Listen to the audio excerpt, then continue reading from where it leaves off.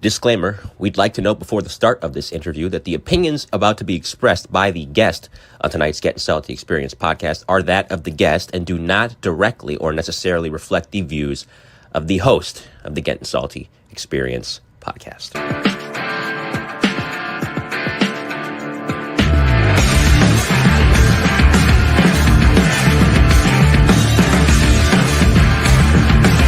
Put the fucking fire out! You're listening to the Gettin Salty Experience podcast. Hello! And away we go. And then there were two. Only me and Roof. Mighty quiet in here, bro. Nobody with a big coif of hair. Nothing. He's too busy for us now. He's busy. I got to do his job. I got to do this guy's job. We don't need him. We don't need him. So just bear with this, guys, if I'm trying to juggle here. But anywho, Gonzo is the chief tonight. So he's not training 4-3. He's like something else. I don't know what it is, but He's going interior. I don't know about that, but he's doing something. Anywho. What are you up to, fella? Just me and my buddy. It's awfully quiet in here. It's awfully quiet. Yeah. I'm looking we got a forward good to guy this. on tonight. We got a guy 82. 82. Sharp as a tack. Married 59 years. I like his IT guy. I'm not going to lie. I'm a little smitten. You're smitten with it? I am. I would be. He's part of the I Married Up crew. He really married up on that one. I don't know. I think he's with her 59 years for crying out loud. You know what I'm saying? How many you got now under your belt? What do you mean? How many years you married now? Almost 30. Holy good gravy. Years. Yeah, man. What does time go? That you won. What'd you say? 5 minutes underwater? What was it? It feels like 5 minutes underwater. That's not bad. Yeah, no gods tonight, fellas. He's busy. He's working. So we're gonna have to navigate without him over the next. I don't know.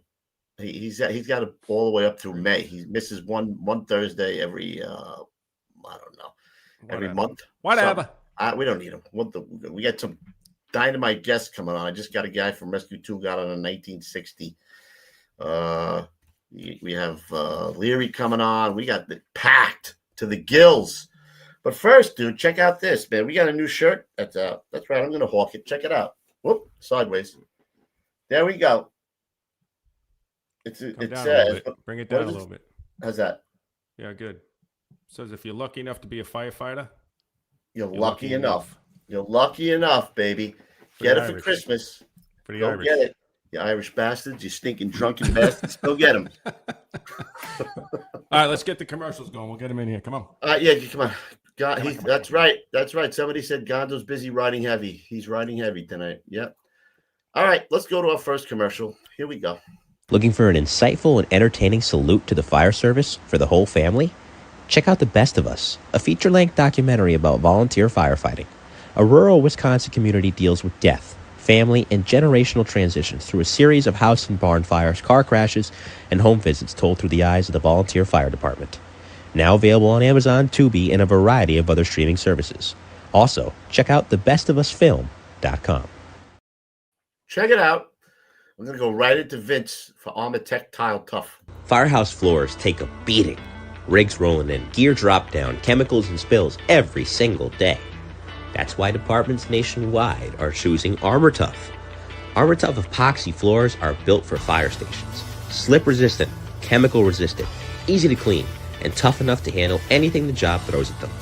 It's more than just a floor. It's a safer, sharper, and more professional foundation for your house. And here's the bonus. ArmorTough is an authorized dealer for Groves. So if gear racks, PPE extractors, or dryers are what you're after, you'll find them here. Heavy discounts apply for Gettin Salty listeners. So install an ArmorTough floor and get Groves products at dealer cost. ArmorTough, built for firefighters, built to last. You notice that emphasis he had? Firehouse floors take a beating. Some commercial, that guy. Some velvet voice. I think that's it. Look, we moved through it quickly. You ready? Yeah, man. Let's bring him in here. Let's get him in. All right. We don't have no sound effects tonight because my sound effects board is down. I got to get producer Pete in here. Got to do the real thing. We're gonna do Coming the real to the thing. stage. Ed. Mike Penchina. Woo! And there he is. Look at him. Look at him. They don't look What do at you say, young fella? 82. What? He's like this right now. Oh boy. Oh boy, what did I get myself into? Welcome to the show, Mike. Appreciate you coming on. You're going to share your experience with us up in Harlem, doing it all. But first, we're a very patriotic show. We got to get patriotic. So here we go. I'm going to switch it up. Maybe I think I'm going to do the anthem tonight. Is that all right if I do the anthem? Do it.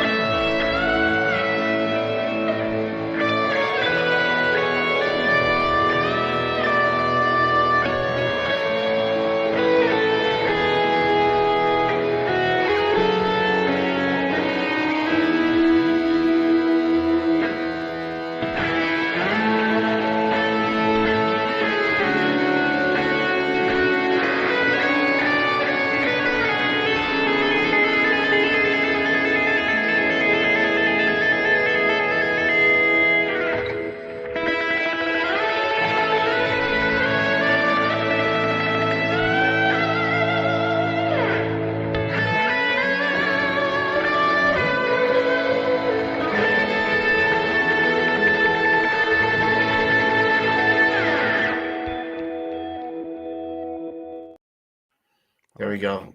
I didn't know that was that long, but I like it. Different, right? I like it. Greatest country in the world. But anyway, let's focus on Mike's career. You wanna? You all right, Mike? Yes, sir. All right, good. Just checking. I didn't fall asleep yet. Good sign. It's a good sign. All right, let's go back to the early days of a young Mr. Michael Penchina. Where'd you grow up, and what made you interested in the fire service? Tell us all about it. I grew up on Long Island, Great Neck, and since I was a little kid, I was just fascinated with the fire engines. You know, we would chase them all around, and on my bike, wherever they go. You know, sometimes they go down the main street where we live, so I could follow on my bike. And so you were buffing out on your bike at an early age. Little kid, yeah, it was crazy, and you know, and never left me. Did you have the big old Schwinn with the baseball cards and the spokes? Oh, of course. You know, we're gonna breeze right over this, but Great Neck, New York. What did Pops do? Because that's a little affluent up there, ain't it? Ruth? Yeah, it was. But you know, when you it's a little hoity-toity. What did Dad do for a living? No, that was a little crazy because you know I didn't realize Great Neck was Great Neck until I was older. You know, maybe in my teens, and no, my father had a business on the Lower East Side. I guess it was a wholesale business of linens and things like that. But it was wholesale in those days. You sell a lot to peddlers. He was doing that since he was a kid. That's where my father come from, the Lower East Side. And he moved out to Great Neck for whatever reason. You know, everybody was leaving the city. As soon as they could save up money to get out of it, they were out there. And he wound up in Great Neck. And, right. Was he selling wholesale? You know what I mean, Lou? Like wholesale? Was he stuff selling that fell off the truck. You know, a couple of those guys fell off the truck. Well, he's like, no. We don't want to get into who he knew. That's another show, cool. No. We'll save that for another show. No, another show. He knew some heavy hitters. I'm sure he did. Well, he grew up there. So, yeah, Lower East Side. working, selling wholesale. Yeah, Mike, well, did you have- they were with Maya Lansky and Legs Diamond. No way. Oh man. Yeah, Did you have brothers and sisters, Mike? Me? Yeah. Oh, yeah. I have a brother and a sister. Not on the job. He didn't get on the job. No. No. His father was the guy. No. Go around. Go around. Get the dress. Go around. And he's going like this. No, around there. Around there. Yeah, my mother, when I went on the job, my mother had a heart attack. But, it's all good. So you took the test. When did you take the test? Well, he first became a volley, I think. You were a volley, right? Yeah. Wait Yeah, a minute. I skimmed around. 1963 you became a volley. But the first chance you got. Right. And I did that till 69. Well, till I still am a volley. I mean, I'm an honorary member out there. So I was pretty active all through my career. What were you doing while you were a volley? What was your career? You working? Yeah, I worked there. Yeah. What, in the wholesale business? No. I couldn't stand working in my father's business. So, and I had taken the fire department test, and you know how you dream about coming on a job, but that was in the 60s, the late 60s already, and that's when they started having all that civil unrest. Right. And there was a list of a few thousand guys, and I don't remember my number and stuff, but I do remember going home every night, whenever remember the civil service leader? I would go by a newsstand and buy the civil service leader and see they had a little section there about the fire department. And it said, because Lindsay was the mayor at the time. Right. And they were burning everything down in the whole city. So he says, we're going to hire 1,000 firemen or maybe 2,000, whatever it was. But they were starting classes of 250 every 6 weeks, I think. Wow. So I read that and I did the calculations. Holy shit, there's a chance. It's going to be quick. Yeah. Get picked. So, and then so you knew the ILPs, Mike, over there? The ILPs, yeah, they were a next door neighbor. I could climb over my fence in my backyard. No way. It's ILP's backyard. It was vegetable garden, So Kevin and I work with Jonathan. Jonathan, yeah. Yeah, John was a good kid. He loved the job. Loved the fire. Oh, he was a fanatic. Oh my God. We said it all the time. He was a fanatic. And you ain't too far behind your love for the job. No. Yeah, it was some job. How'd you get the call? They called home, or what'd they do? No, you got a letter. You got a letter in the mail. Yeah, you got a letter mail. You know what? When I picked up the leader and they said, next week we're going to hire 250 guys. I said, oh shit, I'm one of them. And, I couldn't sleep for days. But I did, I wasn't married yet or anything. So one day you get a letter, that was like the golden ticket. You were going to Willy Wonka, bro. Winning the lottery. Yeah. So, and they tell you, report to, if you're interested, come down and let us know. And then, process. Yeah. Interview and the physical. I started training for that physical with all the other guys in town who had taken the test. And I didn't want to fail the physical. But those days, there was nothing like it is today. Yeah. Nah. Where was Proby school back then? Was it at the Rock still? It was at the Rock. Yeah. It was at the Rock. Yeah, but how many weeks? I think it was 6. 6 weeks. Wasn't long. Yeah. Wasn't long. Class of 200. Well, they were cranking them out. 1, 2, 3. Right. Did you? Were you thinking about like where you wanted to go, like in school, like did you? Or you just kind of winging it? I didn't know anything. I had no relatives, no friends on the job. And so I was like a foreigner, right? Not like some of these kids in the Proby class. They all had uncles and fathers, and brothers in the job. So they all, hear them talking. I want to go here. I want to go there. Well, I just wanted to go to a truck. I always wanted, because I like that type of work, in the valleys. I do some of that. So I said, I want to go to a truck company, but I had no choice. I didn't know anybody then. I had no rabbis in those days. I thought maybe your old man would send down Musa Rock and would talk to Mayor Lindsay. No, you know what I mean? Hey, Mayor Lindsay, let me. No, that came my later. boy, it's my only boy. Later, that came along. we got some. Mike, do you remember what the starting pay was when you got on the job? Yeah, $9,500.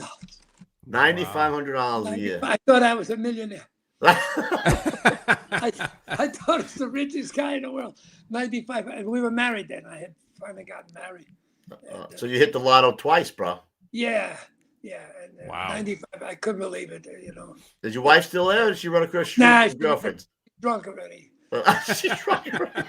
Hey, listen, she hooked up the computer. She did a lot of work today. So she She comes home drunk, you chase her around the house, Mike. Yeah. You know what I mean? Yeah, but it doesn't do any good. 59 years of chasing her around the house. Yeah. She's tired.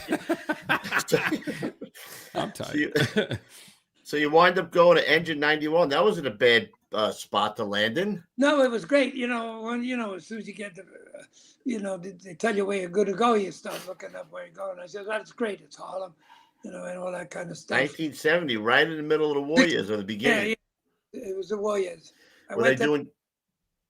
Yeah, Mike, I'm sorry. No, it was the first day that I was reporting to go to work. The company was out. They were down the block at a job. They were taking up the hose. So I asked somebody where are they, and they told me that. So I walked down there and helped them. It was just to change the tours. Mm-hmm. So they all went back to quarters, and then we went back later and got the hose. There was no overtime in those days. So. Really? Is that what they did? Yeah. No, there was no overtime. I didn't know that. Yeah. Overtime didn't. That's the first time I've heard about that too, man. No, maybe, I don't know, a good part of the 70s, I would think. There was no overtime. So you would leave the hose and come back, you have to change your tours. You can't change the tour, yeah. Because now what do you get? You get wash up time and all that kind of stuff. Yeah, wash up time. Yeah, and so you walk in your firehouse the first day. Who do you meet? Who are some of the guys that you met there? Oh, it's a long time ago. But there was two companies. There was 91 Engine and 91-2. Oh, I didn't know that. Yeah, two sections. So, and then next door was 43 Truck. So. That's the 3-bay firehouse that Rescue 3 went in eventually, right? No, is it? No. No, it's 45. That's 45. Right. Yeah. No, 43, believe it or not, it was a 3-bay firehouse. They had their own, we had the same house watch, but they had their own, they kept their own kitchen. They had their own kitchen. They stayed by themselves. The truck? That's like 117 used to do the same thing, pretty much. Yeah, the truck stayed in their part. Early on. Well, we had the chief in there, too. We had Battalion 2. No shit. That's a lot of guys. There. Yeah. So, but we would stay on our end, and if you ever went over there, they didn't like it. They would throw water and everything. They were brutal. Do you remember how long it took before you caught your first job? No, but they kept on. They know you're anxious and all this kind of stuff, so they would keep on saying, "Don't worry, it'll come. It'll come." And sure enough, one day, you got your job. Sure. Yeah. But trouble with especially with the two sections there. When you first do, one engine is actually first due. The second engine is really second due. So it depends who was first up that day. So right, you would swap, right? You would switch day to day or tour to tour or something. One would be first due, the other would be second due. So, and most of those jobs, in those days, all hands was, you could get almost a whole floor, and it would be in all hands. So. Yeah, they would be reluctant to bang a second alarm, right? Oh, yeah. There's no such thing. Very rare, very rare. And the chief was right there in quarters, and they were old-time chiefs, and they were tough guys. So it was fun. But then they, whenever there was a detail to a truck, I would take it because I wanted to be in the truck. So, right. In those days, we had a choice of there was 43. You could go to 43. 26, 2. 40 truck, right? 40 truck. A lot of the guys on the lieutenant's list would want to work in 43 because they just walk across the floor and they want to get the truck experience. But if If the detail was to 26, I would take it and I'd go over there. So that's how I knew I really wanted to be in the truck. Right. So, Mike, bring me up to speed. So 53 wasn't there at the time? No, yes, 53. But they're down. They were by themselves at that They point. were by themselves. Ah, all right. At 50 Single truck. Woo. Yeah. 53 was all by themselves in a tiny little place. And like I said, 43 was next door. And we were in a side street, 111th Street. It was crazy. It was good. And when they would get a run at night, 43 especially, they would lean on the air horns, one end of the block to the other, and keep everybody awake. If I'm up, you're up. It Well, listen, I used to say this. If it was one run or two runs and it was a legit run, then I would say, all right. But after a while, like if I was going one after the other, I'm up, you're up. Oh, yeah. We had one box, I'll never forget it. It was 1261. The First Avenue, 101st Street. We'd go to 10 times, 20 times a day, maybe. Wow. Those are pull boxes? Yeah. Yeah, same thing, yeah. We'd pull up and we'd all sit on the air horns, 2, 3, 4 in the morning to sit on the air horns. And that's how it was. But do you remember how many runs you were doing a year then, Mike? In 91, no, in the engine, no. But when we got to the truck, when I got to 262, both companies were doing 6,000. Wow. So, and how I got to 262 is I went to the chief one day. He was friends with O'Hagan. So I said, Chief, I'd like to go to 26 or 20. He says, let me see what I could do for you. A couple of weeks, months later, the next thing I know, when there was an opening, I went over there. So, but I went to 262. That was the second section. Right. Actually, it was a separate company. So they had been open a few years then. Yeah, just right? a few years. Yeah, Just right. just a few years. And that was the same thing. One night, 26 would be first due, 262 would be second due. The next night, 262 was Reverse, first due. yep. So there was any first due boxes we went to in the district, both companies would go. Right. Both companies, so it'd be first and second due trucks and the engine. So it was a well-oiled machine in those days. I mean, that's not so bad as a truck because either you're on the 5th floor or the floor above. As an engine, what are you doing? You're helping them stretch the line, and maybe stretching the second line. You're not really doing that much as a second engine. At the engine, it was tough because they would never give me the nozzle because those guys would never give it up. So I was there almost a year or so. I never had the nozzle. Yeah. This is crazy. I went to the truck. I had the can. I went to every fire. I was putting them out with the can. How'd the guys at 43 feel about you going to 26 too? They didn't. Those guys couldn't kill us. Really? Nah. They were a tough bunch. Their captain was his name was forget his first name, Caltabalata. They called him the Count. He would ride with them when it was his shift, his tour, I should say. He'd ride in the front seat. But between tours and his days off, he would ride with the guys. He'd stand on the turntable. Oh shit! He took a. He would. Wow. His plug-in was his tool, and he'd be the sixth man, and he would go to everything. I guess he wasn't married or no kids. Yeah, he was. He was married. What do you mean? Yeah, Maybe he was married. That's why he was staying. That's why he was staying. I think he finally got divorced. So what was it like? What was it like walking into 26 truck? Like working there, what was it different? You could tell like a difference in culture, a difference in personality, or was it kind of similar? Like what was it like? Well, they were serious guys. I mean, they were serious firefighters because when I walked in there, 26 truck, the captain was John O'Regan, who wrote Ladders 3. Oh, he wrote Ladders 3, right? 3. The captain of the engine was Vinny Dunn. Vinny Dunn. Never heard of him. Never heard of the guy. He's some guy who wrote him a book. A couple of books, right? A couple of books on bricks. Books. On bricks. Collapses, stuff like that. And and the captain of 262 was Patrick O'Leary was his name, and when he got promoted, he became a battalion chief in that battalion, as did Vinny Dunn, Captain Dunn. He became so we were all together for years. And when we would go to, like, if you got detailed to the engine or the truck, it didn't make it was like one huge team. We all knew each other, you know. But whether you first do or second do, we all knew that stuff. And when you would come back from a job in the truck, and O'Regan was working, he would call everybody into the kitchen, and they would have a critique. You would talk about it. Pick everybody's brain, and that's when he was writing Lattice 3.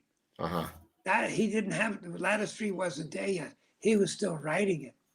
So, and that's when he made wrote the book and who goes where and what position, what do you do, and this kind of stuff. And so we all knew that stuff. The other companies around, 43 did their own thing, 40 Truck did their own thing. But I don't think it's pretty weird. I take that for granted that everybody, you assume everybody's position, right? When you go to a box now, it looks like everybody's going everywhere, but everybody knows where they're going. You know what I mean? It was incredible. I remember, that's the first thing coming from the volleys to that you'd pull up to a box, right? Fire out 4 windows, okay? And guys would get off the rig, you wouldn't hear a word. Nobody would say a word. Everybody would disappear. Going where they got to go. The only word I would hear sometimes. Here comes your water. Like when I first got there. When I first got there, I knew from the volleys, you take a mask with you and you go into the burning building. That's what they just trained us for 6 weeks. So you'd grab a mask. Lieutenant would turn around and say, "What are you doing with that?" Put it back. So, yes, sir. You had to follow them in. And these guys, oh my God. Bulls.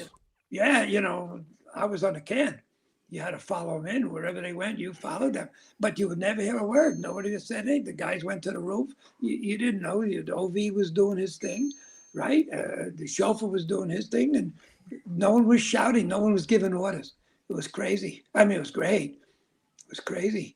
Act like you've done this before. That's basically how that works, Hey, Mike, did 26-2 and 26 get along?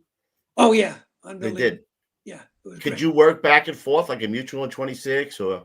In those days, in the beginning, in the 70s, especially, guys didn't do mutuals. They did straight. Did they do straight tours? Straight tours. The only ones that would do mutuals were the guys that live way upstate or maybe in Jersey and places where they shouldn't be. Most of the guys back then, they lived in the city. Back then, they lived in the cities. Yeah. Yeah, and it was just too busy. Like if you do the night tour, I would always go home because for me it was a half-hour ride with traffic. And I'd go home and the kids would be in school and my wife would go to work, so I'd go to sleep between tours. Then I'd go back for the night tour. The day tour, and then and the day tours were the same thing. You work 2 days, and then you go home and you especially if it was a busy day, you get you go home and you really would lose. At least when we were really busy, you'd lose that first day off because you were exhausted. Right. And again, there was no such thing as overtime.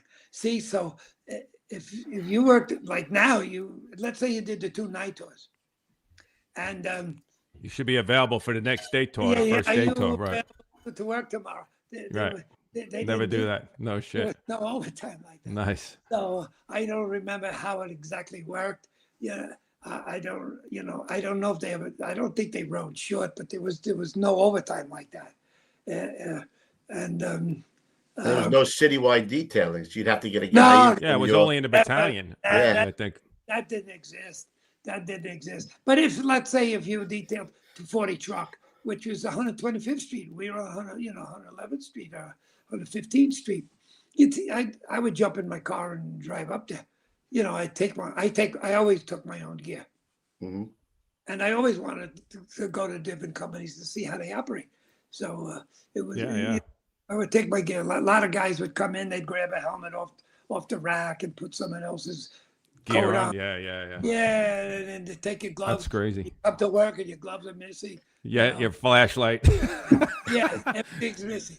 So, but hey, Mike, you know what I wanted to ask you? Do you remember? We ask a lot of guys at this when you were on at this time.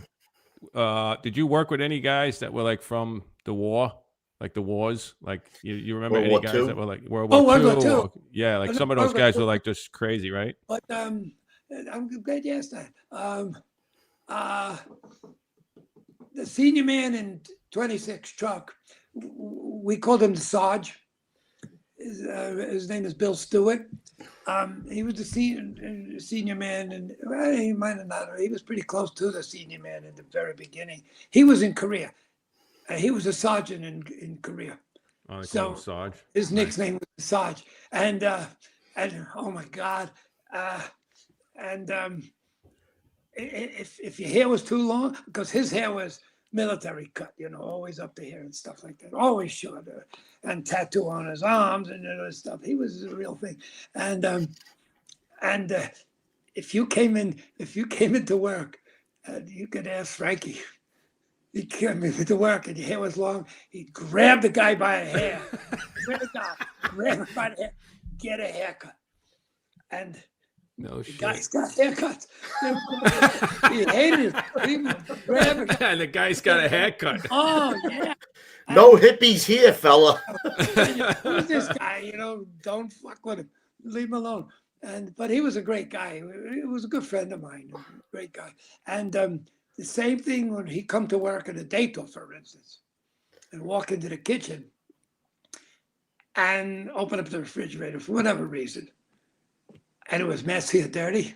He'd pull the garbage pail over in front of it and throw everything in it.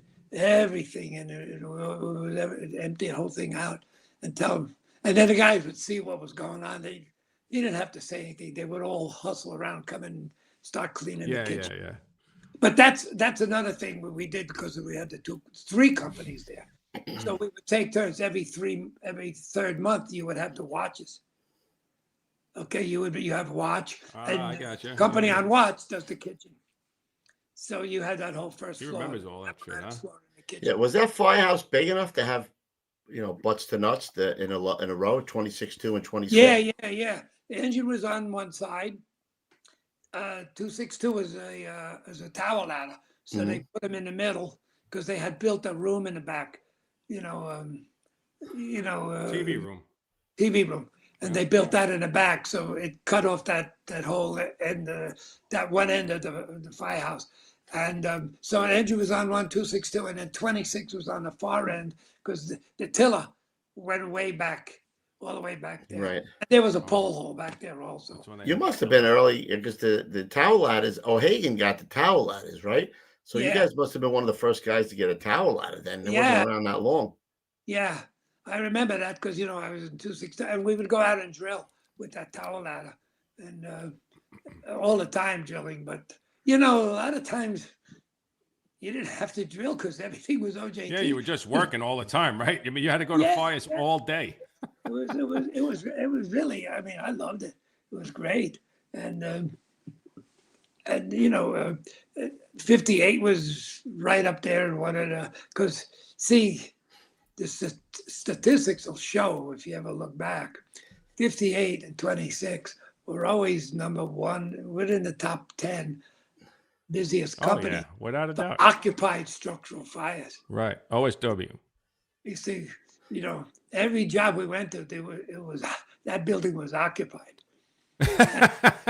Like occupied or like really occupied? No, really. Oh, all right. I'm just making sure. Well, sometimes if the building, if the resident, let's say the building in the winter had no heat, and the residents knew the only way to get relocated was they learned quick, so they would set the building on fire, and we'd come do our thing, and then they could call the Red Cross and get relocated. But in the beginning, they would, you'd go back to the same building 3 or 4 times. Yeah. Because what they would do, they set the fire on a lower floor, and we put it right out. So they want to get relocated. They said, we can't relocate you. There's 6 more floors here of apartments. They're not damaged. So the next time you go back there, the fire would be on a higher floor. And then they still wouldn't. So then they go to the top floor, set the building on fire. Then the building was uninhabitable because the whole place was wet. And then they get relocated. Yeah, because they went to the top of the list if you got burnt out. Yeah. Did you ever pull up and see people with all the shit out at the curb because they knew they were getting relocated? No. Some guys come on and tell stories of people carrying their TVs down the stairs and. Yeah, but the people funny. You'd go back to some of those buildings so many times. Of course, you didn't recognize them, but if they were out there playing dominoes or cards by the front door, they wouldn't even look up to see us going in. The fire's blowing out the window. Yeah. It was just the like only another time day. they would move. They would move if we started taking the glass and the front end would come down on them. Then they'd move. Otherwise, they wouldn't even move. You'd stretch a line right past them, and it wouldn't bother them. Or the drop ladder would come down. Did you guys know back then what was going on? Like this, the city was basically complacent and letting it burn. With the red line and all the insurance money going out. Were you guys aware of that, or you just didn't? First of all, I was fires. What did we care? You got to remember, all the guys that I worked with, they all wanted to be there. Right. And if you didn't want to be there, all you did was have to say, I don't want to be here.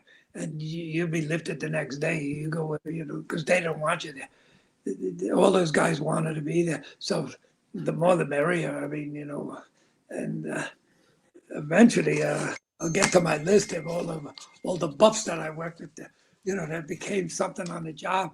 And, all the officers, it was unbelievable. How was Vinny Dunn to work with? Like, did you know back then he was like? Oh yeah. Yeah. No, great guy, low key. Yeah. He never raised his voice. But I know he's watching, so I got to be careful. He wouldn't raise his voice, but he liked to eat. Really? Oh yeah, he liked to eat, and he liked to eat at around 7 o'clock. All right. On time, and I was funny. always in the kitchen. See, I didn't hang out in the TV room, so I was always in the kitchen, and whoever was cooking, I would be helping them and stuff like that. But in those days, we had a guy named Johnson. I don't know if you know the name. He had written a cookbook. Oh yeah. Mm-hmm. Yeah, heavy-set guy. He was instrumental in the burn center a little bit. That's his claim to fame. And his cookbook, was Tonino, but he would cook, and he could tell us what time it was. He would be in there smoking, drinking coffee, and be on the telephone. Well, Captain Dunn would come downstairs and walk in the door, take a look. Nothing's happening. Walk back out. He'd be back in 20 minutes. Walk back in. And dinner wasn't ready. He would say something to John, when are we going to eat? And John finally would get the hint and get the meal ready. Mm-hmm. And but when he would walk in the second time, he made sure that kitchen was spotless also. He wouldn't go in the TV room and just come in, go back upstairs. But then finally, Tonino was went to another group.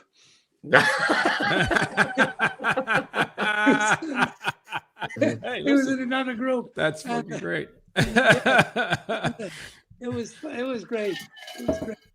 And those days, all the officers were they were all old-time guys, with all kinds of experience. They came from all over to work there. So it was very rarely you'd get a cooking guy or right. You had the same guys all the time. A guy. Well, no one was appointed would go right there. That wouldn't happen.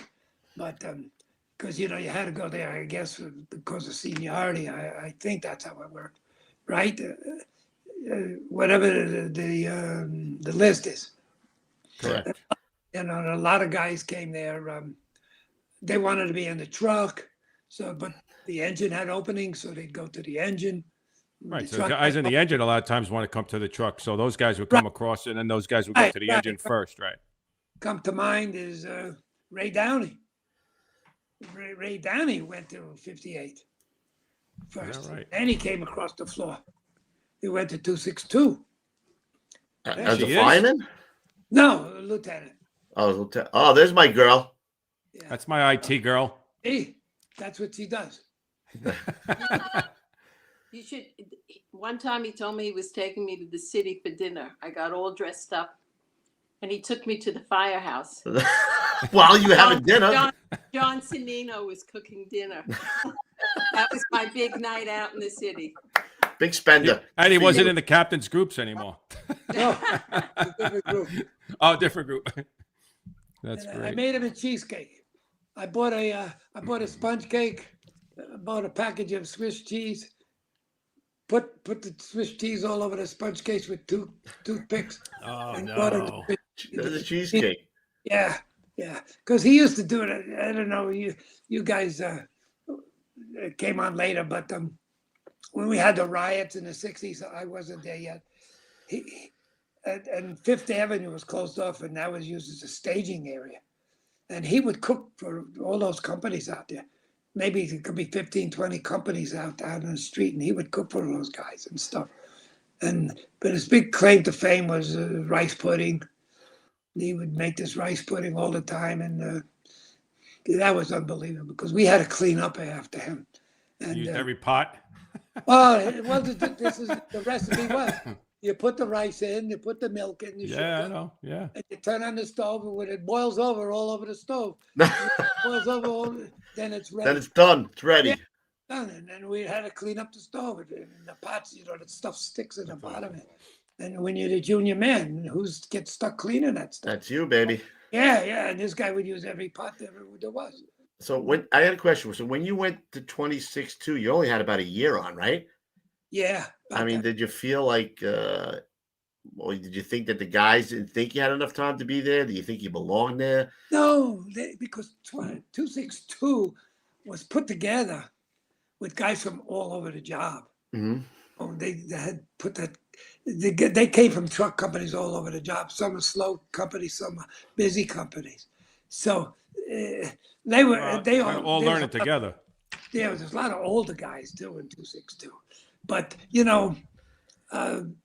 naturally, when I went there, I was always the can man, which is great. I loved it. But they would teach you.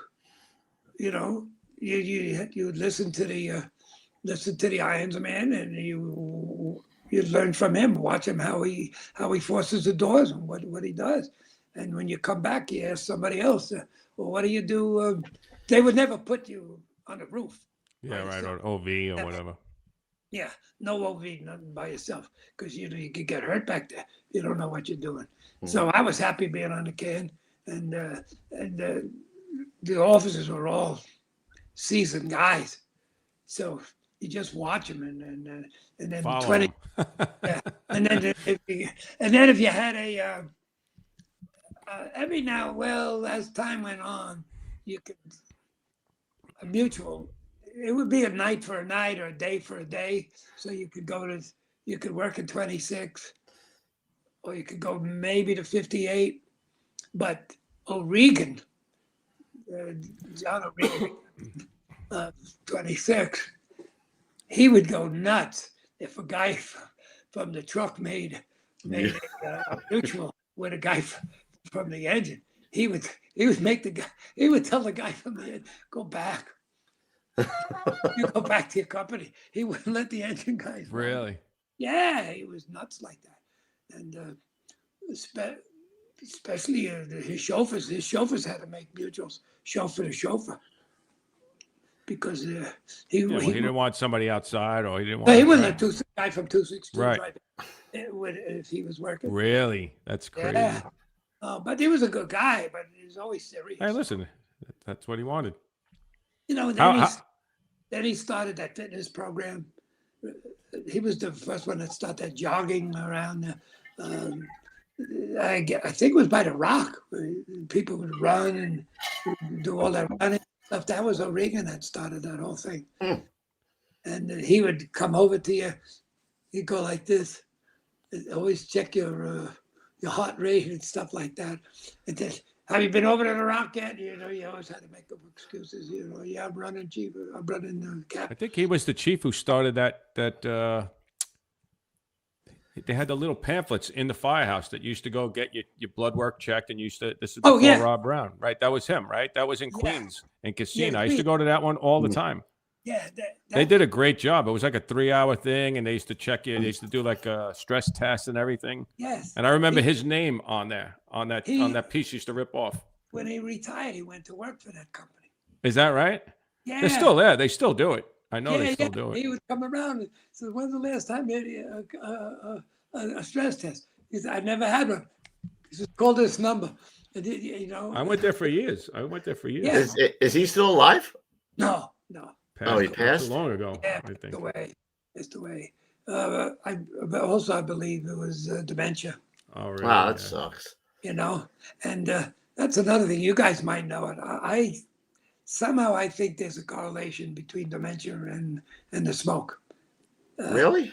Yeah, I that's my feeling. I know too many guys that have dementia, and the ones I know are smoke eaters. Well, it makes sense for. So I'm surprised it didn't. No, the other way. The other way. It's like 4 or 5 guys that I worked with just in 5826 that got some. Yeah. And O'Regan was another one. There's a million of them. I wonder if there's a correlation. Connection there. I'll have to ask that. I'll have to look into that. It could be and it's out there and they don't want to get started. All right, Mike, I got a question. What was it like day to day, like on a day tour in 26-2 in 1971? What was it like? How many fires were you going to on a night tour? Like, what do you remember? Was it happening all the time? Like, do you remember it all the time? All the time.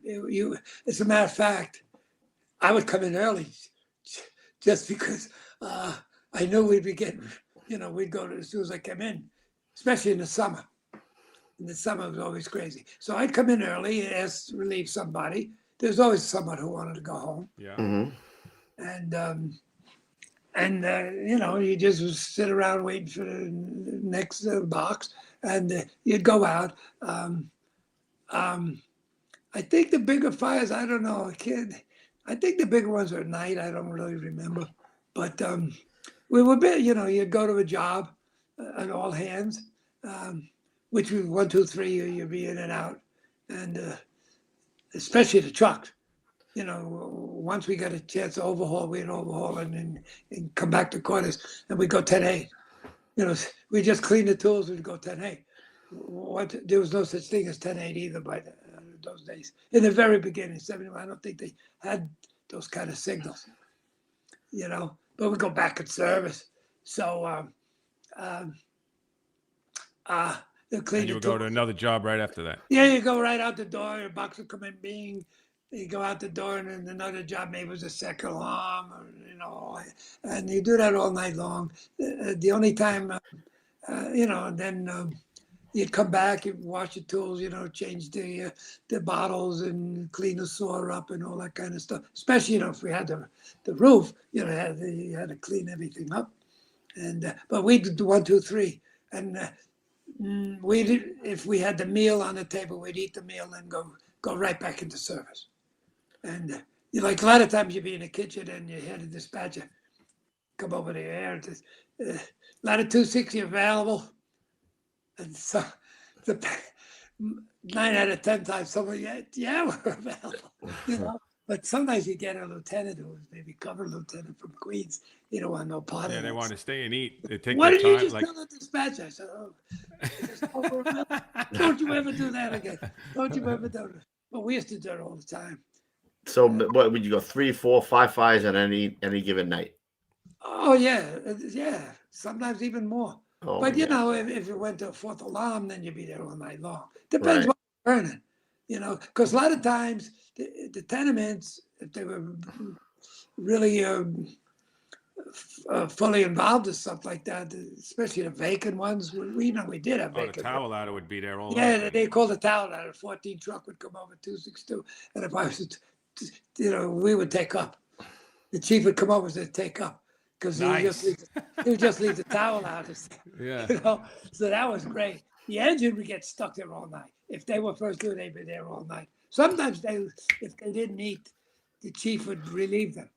Go leave your gear here, leave the rig here, go back and eat, clean up, and then come back. And they'd go back and back and forth. And the day tours, basically the day tours were the same thing, especially in the summer, because the people don't sleep there. The only time they go to sleep is 3-4 in the morning. When did you start noticing like it was going to more vacant work? Like, did you find was that later in your career when it was later it was going into more vacant? Yeah, work? because a lot of the occupied buildings that we have been going to, you go 4 or 5 times to the same buildings, Right. Then they would become vacant, and then you'd go back. But then the city in the 80s, I think the city came down with a. Their plan was to, as soon as they got vacant, demolish them. Right. Yeah. So that's what was happening. But that was later. That was in the 80s. Right. In the late 80s, they would start demolish. But you got to remember, the whole South Bronx was Looked like a war zone. It looked like the Gaza Strip. Yeah. It does look like Gaza. Yeah, it does. Harlem was still, still there was good areas, and so they didn't. They did tear down buildings, not as much. Like I said, you go and junkies were different in those days too. We had different junkies. No, really. What do you mean? Well, we had the junkies with the heroin. They were heating up the heroin with with a candle and with a spoon. Yeah. Right. And I don't think junkies do that kind of stuff today. They're different kind of junkies, right? You don't hear about the heroin guys with the rubber band on their arm and swollen out like the hair and stuff like that. So we got a lot of fires because the junkies, when the candles were burned down, set the place on fire. The place would catch on fire. We'd go in, kick the door down, and there's a junkie laying on a couch. And now you got high class junkies. They don't do that anymore. No, they don't do that. Yeah. I don't know what drugs they take. Well, maybe they're taking what's that stuff? The fentanyl and all that. Yeah. So I don't think the fentanyl. I don't think it's heated up like the the good old junkies. Good old junkies who kept us in business. Well, there wasn't. I mean, we never went on any EMS calls anyway. Either did the engine, but you didn't see that many overdoses. Not like today, but every 10 minutes. Yeah. There was none of that stuff. And and like I say, the junkies, like when you had a job in a vacant building, you had to make sure that they weren't laying around in there, And another thing, crawling in there, you crawl over the needles. Yeah, you don't want that. You had to be careful. So they got to a point where they would make sure you're in the truck, you're going to crawl and pull your boots up because the floors are always covered with needles. And what a great city. Hey, Mike, somebody's asking this question here. It says, please don't forget to ask Mike about the well rescue he was involved with Great Neck. He was part of a crew that saved a kid who was 60 feet underground. Yeah. Where'd that come from? I don't know. Somebody in the chat. Jeff. Yeah. Jeff. That's a volley thing. Yeah. We'll do it real quick. Yeah, absolutely. Yeah, because I'd rather talk about the Warriors. Yeah, the Warriors.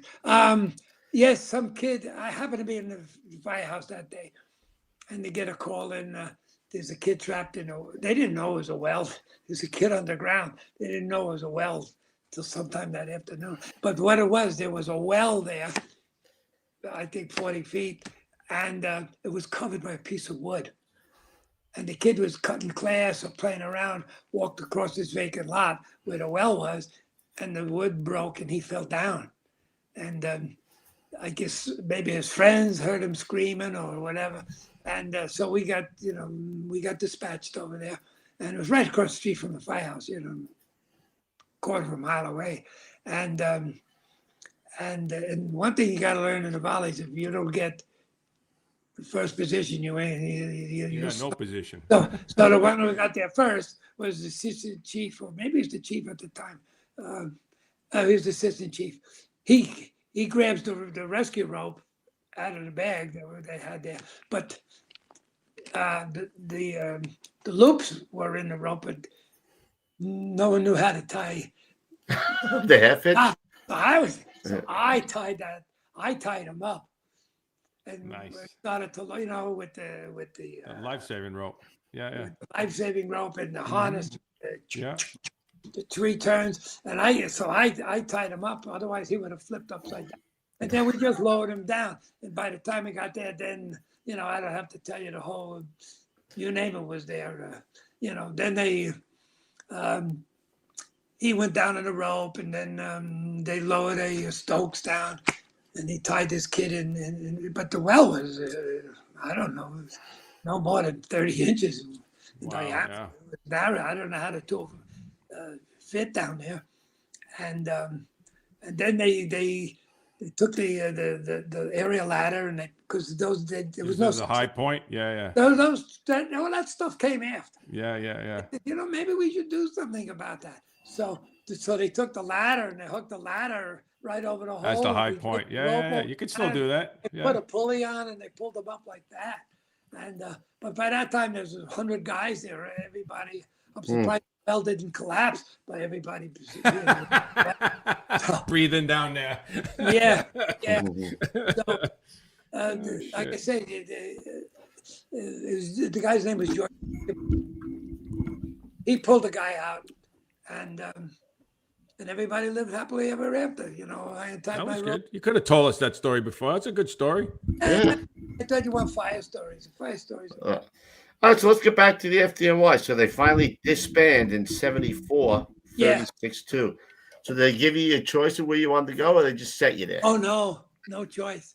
Next, they told us that we're going to be disbanded, and as they cut a lot of companies were disbanded because I think Abe Beam was the mayor then. That's when the city was bankrupt or something like that. So we got disbanded, and the department order came down, and sure enough, I think I was the only one to get sent to an engine. But, really? Oh, yeah. Goodness gracious. But I had been on the job for 4 or 5 years, but upset, yeah. But I knew 54 was in the Ford truck. Yeah, I mean that's right in the heart of everything, right there. It was right. It was right. It was in Times Square, so I knew where they were, and I knew Ford truck was there. So that was life saving. And what could I do? I had to get out of there. Everybody knew I wanted to get back. Right. So there's the 9th Battalion that was there. His name was Bill Grimes. I know the name probably doesn't ring a bell, but Bill Grimes, as a captain, was the captain of 31 truck. Okay, and he got sent to the 9th Battalion. So I knew he was a slasher, and I would go, and I happened to work in his groups. So I said, Chief, I got to get out. He said, I know how you feel. I know how you feel. I said, Chief, I got to get out of here. I got to get out of here. Well, this is Midtown. You go to a fire. You got to wipe your feet before you walk in the door. Wipe your feet. Yeah, it was nuts. Especially if it was something like a palace or food on the stove. All these people were rich and famous. Their response there was crazy. And, I was used to Harlem, so that wasn't my thing. But I was in the engine anyway. So he says, I'll see what I could do. I don't know what he could do. But he said, make the best of it. So I spent, it was only 4 months, believe it or not. 4 months? That's not bad. Yeah, no, it was good. Because again, if there was a detail, I could go to the truck. And I spent the night, New Year's in Times Square. Times Square. Yeah. I've done that too. It's pretty crazy. It was actually incredible to see them setting up and taking down on New Year's Eve. And it was incredible to go on a run with them and people taking your pictures. you know, and it was like your They're not throwing bricks at you. I was just people, you know, that I don't know if they tell you guys these things. They would, those people would pull the boxes down there just to see the fire engines. Oh my God. Yeah, they would put. Yeah, that's probably one of the reasons they did away with a lot of them too, because and as soon as you pull up, they start taking your picture and all this kind of stuff. You know, I loved it because we were getting out of the firehouse. Didn't get a chance to do things. But again, I don't think I went to. Maybe one job once was a grease duct fire. In 4 months. Oof. But here's the thing with the engine. You first you go to the kitchen. Well, the rest of the building's burning above you. You don't take the line up there, so you don't know nothing. You just stand fast. Mm. So I said, this is not for me. I got to get the hell out of here. Wrap it up. Yeah. So, how I got back to, you like the story. So how I got back to 26 was, remember I told you about my father's business downtown. Oh, I knew it was going to come into play. We gotta be. It's okay. It's okay. He's dead anyway. It's all right. Statute of limitations. It's like 40 years ago. My father used to go to Las Vegas a lot, and he had unbeknownst to me in those days, you know, he would go to Las Vegas. It depends if he went with my mother, it'd be a whole different ballgame. But if he went with the guys, I never knew he was going to Las Vegas with these guys, all heavy hitters from the police department. And all these guys, I didn't know who they were, you know. I didn't know anything about that kind of stuff. So one guy once said to my father, where's your son working? He would tell him, he said, well, where's he want to work? You know, where's he want to work? I could get him in the fire marshals tomorrow if he wants to become a fire marshal. All he does have to take the test. Then I could get him wherever he wants to go. So I said, no, Dad, I want to go back to where I was working. So one day, because the store was like, you know, word would get out with all these guys and stuff, and people come to the city. Well, it's Lower East Side. That whole area down there, on both sides of the street, are the same type of businesses. So one day, so happens this woman shows up. Her name is Ann Pohl. You wouldn't know that name at all. Okay. Turns out she's assistant fire commissioner. So my father said, do you know an Ann Pohl? I said, I don't know who is she? He says, well, she's the assistant fire. Oh, he says, yeah, Dad, take good care of her. Take good care of her. So he takes care of Ann Pohl, whatever it was.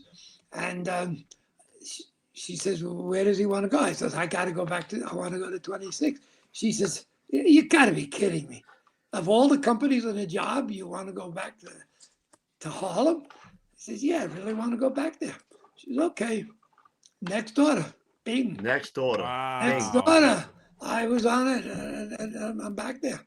And everybody in the world took credit for it. You know, the union delegate took credit. Grimes took credit. Everybody took credit. But I know. Who was the captain there? Was O'Regan still there, or he was gone, Ray? When I went back, because I went back to 26. Oh, right. Yeah, but that's where he was in 26. Two was disbanded. So that's when I went to 26, because 262 was disbanded. Yeah. Yeah. Regan might have been, but he wasn't there long. Oh, all right. And after him, the captain changed, you know, fast. Right. You know, well. Did anybody from 26-2 go to 26? Oh, yeah. Yeah? Yeah. I can't remember now. One or two. One or two guys. One or two guys went there. But again, that leads me to a whole thing. All these guys, they would study like mad. As many fires as we went to, they would study. And study. And consequently, they were getting promoted all the time. It was unbelievable. All three companies, well, all two. I mean, when 262 was there, they would be promoted all the time. You know, they'd be on the tennis list, and next thing they'd be gone. It was every couple of weeks someone would get promoted. and they would go, and it was the same with the officers. A lot of them, they would be there a few months, maybe a few years, and they go, all the lieutenants would become captains, and they'd be gone, and a couple of the captains stayed, like Bobby Cantillo was a captain. I think he was there over 10 years. I can't remember now. There was a guy who was the captain. Bill something. Irish name. What the heck? He had been a fireman and a firefighter in 35 engine, and he was a lieutenant in 58. Then he became the captain in 58, and then he went across to 26, and he. A lot of them, they were only a few months. A lot of them came there just to get on their resume. A lot of them, a lot of these guys. Cup of coffee? Yeah, it was unbelievable. There was one time this old guy from a truck. He was like the senior man on the job, the senior captain on the job. Shows up one day, I'm your new captain, He was a sweetheart guy. He was a great guy. He was an old timer. And he says, Cap, what are you doing here? He says, I always wanted to work at 26 truck. And he was good. He didn't bother us. He would he'd blow the siren and get off the rig, and we would do our thing. We all knew what to do. We really didn't need an officer. We all knew we knew how to force all the guys from 26 truck. Donnie Haid. Was Donnie Haid there then? Donnie Haid? Yeah, he came later on. Donnie Haid was there. I think he might have been 262. Then it went to 26. I don't remember. I don't remember either. I know he was at 26. Yeah. Yeah, he was in 26. Well, you want me to give you the names? Yeah, shoot them. I mean, I happen to make a little list. Yeah, get a list going. Well, you got my golf buddy, Frankie Gambino. You know the name because I mean, like you take Rescue 2. Okay, I'll give you a story about that. Ray Downey was a lieutenant in 26-2, and then I don't know if he went to 26, okay? But they were starting the squads then. Remember, they started the squads up again. So Ray says, I want to go to Rescue 2. He was one of these kind of guys who put his foot down. He was very strong-willed, and evidently he knew a lot of people too. A great guy to work for. He was a great boss too. And again, one of these knowledgeable guys. And he says, I need Rescue 2. So he says, well, we're starting Squad 1, I think. We need a captain. You take Squad 1, with opening go in Rescue 2, you got it. And that's the deal that he made. And that's when he went to Rescue 2. But when he went to Rescue 2, he took one of the guys. He took a few guys? He took the senior man from the engine, John Barbagallo, because John lived near him and they were carpool together. So he made Barbagallo go to Rescue 2. So he was an old timer, but he said, I need to go to Rescue 2 like a hole in it. But when he went to Rescue 2, he became a chauffeur. He was an engine man all his life. He had been, what's the busy engine in 231? 231? Is that the busy one in Brooklyn or something like 290. That? 290. He was from 290. No. Yeah. And then he came to 58. And so Ray took him. Then he took Kleehouse. No, Kleehouse wasn't one of our guys. Then Fischler? Patty Brown. Oh, Patty Brown. Patty Brown went there from 26. You know Patty Brown? Yep. Yeah.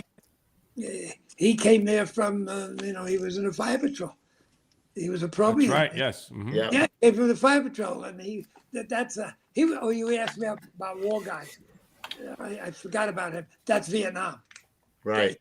He was a Vietnam guy, and he was a Marine. He was a demolition guy, and we would sit in the kitchen and bullshit all day. He would tell me all these war stories, That's awesome. about crawling around in the lakes of disarming, these bombs and stuff like that. And one day, we happened to go to a bomb. It wasn't a bomb scare. It was a bomb. and there was a bomb set up at a gasoline tank. And we're there forever waiting for the bomb squad and all that shit. And it was me, Jack Fanning, Patty Brown. This is bullshit. We got to get out of this. I went to grab the wires out of the gasoline can so we could go back to quarters. They almost killed me because it wasn't a real bomb. It was a dummy.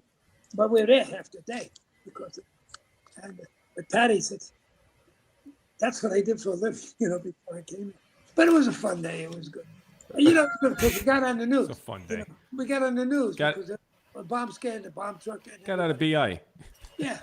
But then we had a couple guys. We had a couple guys from there's a guy in the engine. His name is Brad Cromer. He was wounded. He was wounded in his leg, and turns out he had PTSD. Wound up taking his own life. Retired. There was a few guys from Vietnam. So Rescue 2, they got. Oh, I wrote that down. Where the hell did I put that? Oh, they took. Oh man. Oh, Don Haid went to Rescue 2. Don Papagallo, Patty Brown, Patty Fox is another guy. Jimmy Jaggett was another guy. Craig Shelley went there. Okay. He pilfered the whole company. Craig Shelley. Well, maybe you don't. He went there, and then he became a lieutenant. He worked in Brooklyn somewhere. Then he became chief in charge of the Marine unit. Right? A guy named Charlie Fredrickson, but he went to Rescue 4. Bob Gallioni was another guy. Okay. Oh, that's right. He was there for a short time. I remember that. Yes. But he didn't like 26. No, he was a Brooklyn guy. He was a Brooklyn guy, and guys knew it, and he would let them know. And the guys, they resented it, and he knew it. That's why he had to get out of there. He was a 3-number guy. He was a 3-number guy. I got along with him great, so it didn't make a difference. But some guys, the older guys, there was one guy. Chief O'Leary. When he was a battalion chief, if you put your paper in to leave and you want to come back, he says you ain't never coming back. Once you put the paper, you can never come back in because he felt strongly. Yeah, I think he went back to 176 and then he went to 2, right? Yeah, wherever he went. I don't know. Yeah. And then Jay Fischler. Yeah, that's what the Frankie fish Suffin was saying. Jay Fischler. Yeah. And then we had a whole bunch of guys go to Rescue 4. Okay. All our lieutenants, went to Rescue. Jack Corcoran, right? Yeah, love that guy. Joseph Stone. Bill Ryan went to Rescue 3. He took Eddie B. Band.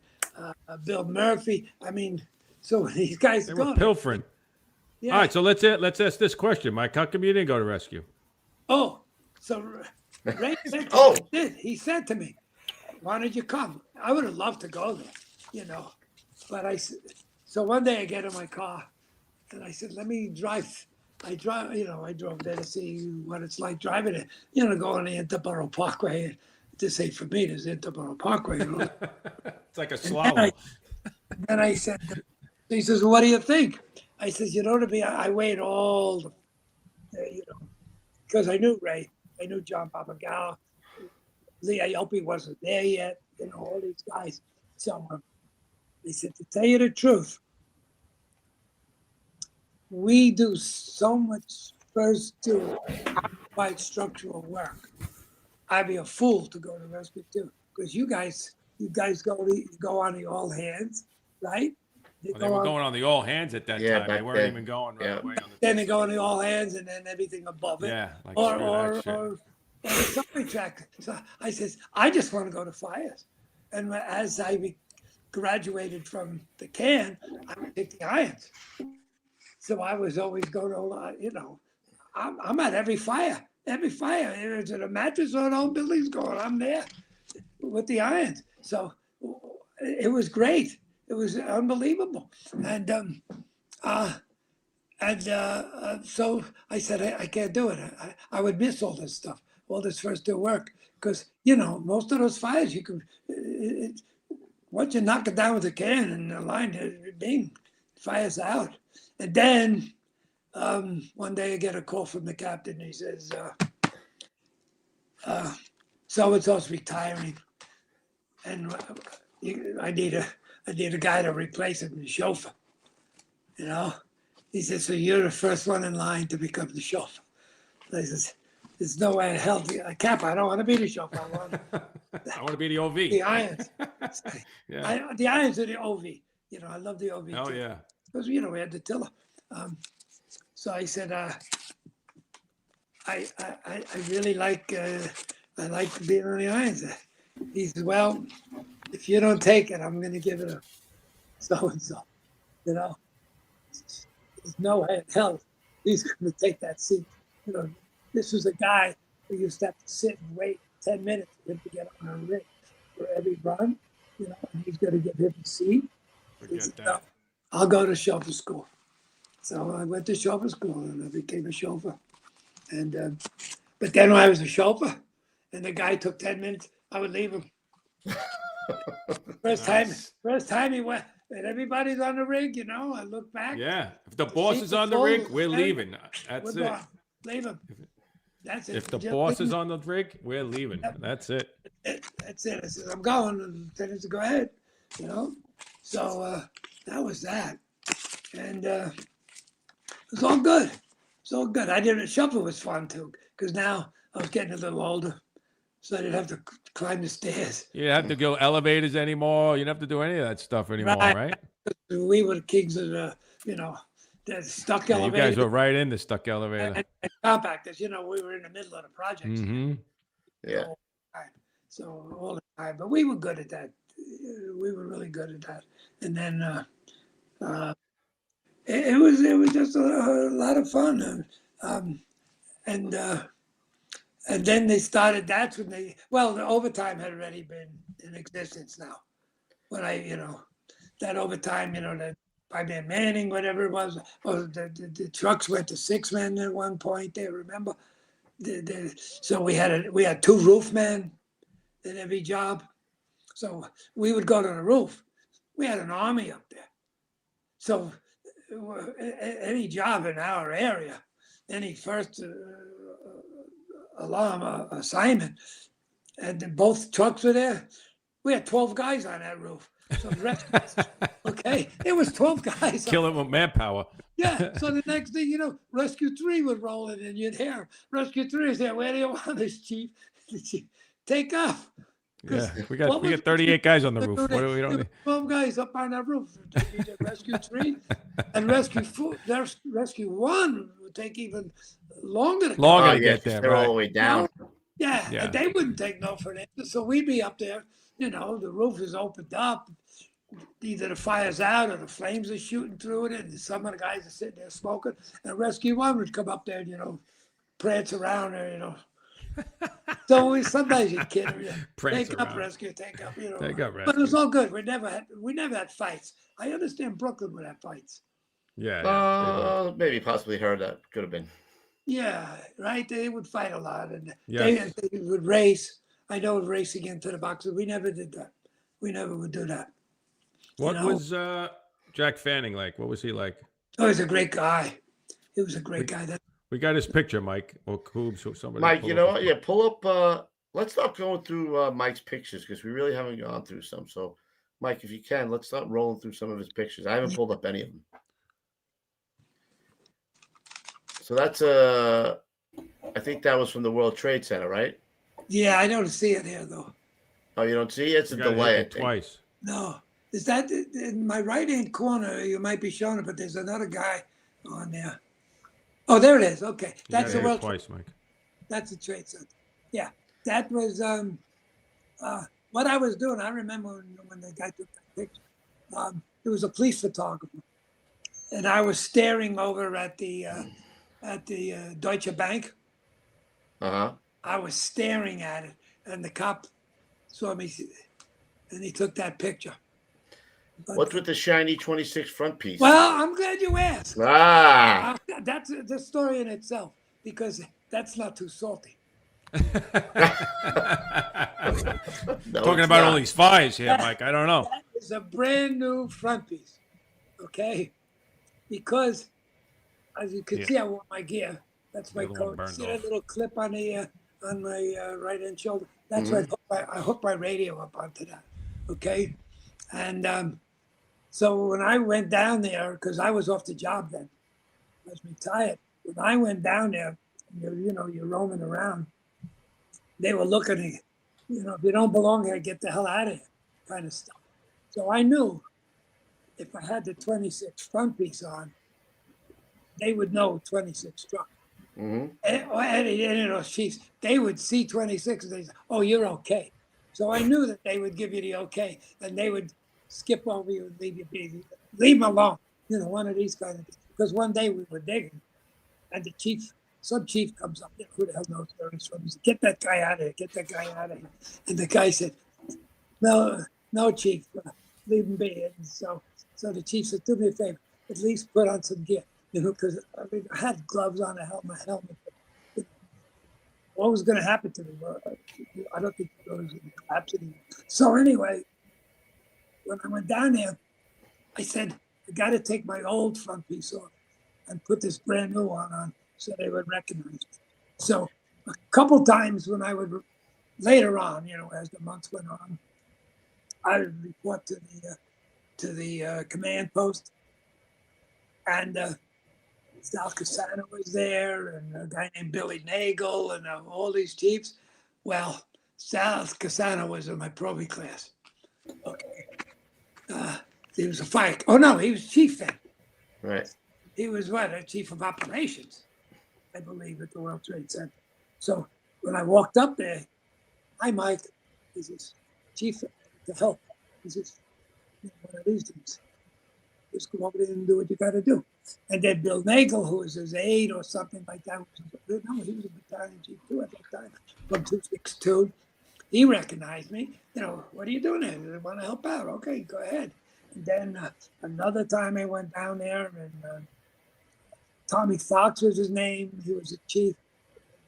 He was a captain of 58 engine. He might have become. No, he wasn't after. It was a guy named Tom Fox. I forgot where he came from. I think the Bronx.